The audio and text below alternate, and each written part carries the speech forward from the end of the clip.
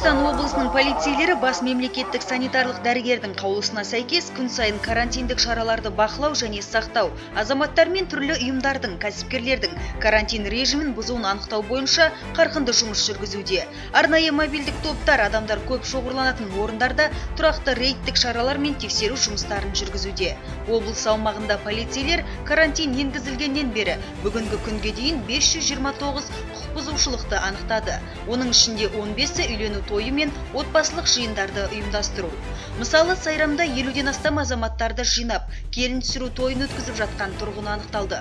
Ақпарат алысымен полицейлер аталған мекен жайға тексеру жұмыстарын жүргізді. Нәтижесінде ығы-жығы адам жиналған тойы тоқтатылды.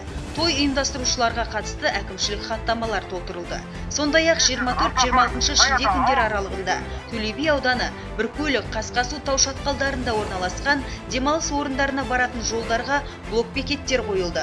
Блок-бекеттердегі қызметкерлер барынша түсіндіру жұмыстарын жүргізді.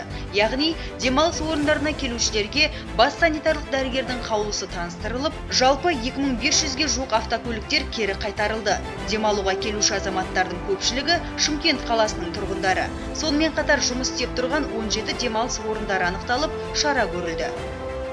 Жалпы бұл бағыттағы жұмыстар Түркістан облысы полиция департаментіне қарасты барлық қала аудандық полиция бөлімдерінің қызметкерлерімен жасалуда. Сондықтан облыс тұрғындары себепсіз үйден шықпаңыздар, әсіресе адамдар көп жиналатын жерлерге бармаңыздар. Үнемі бетперде киіп, әлеуметтік қашықтықты қатаң сақтаңыздар деп ескертеміз.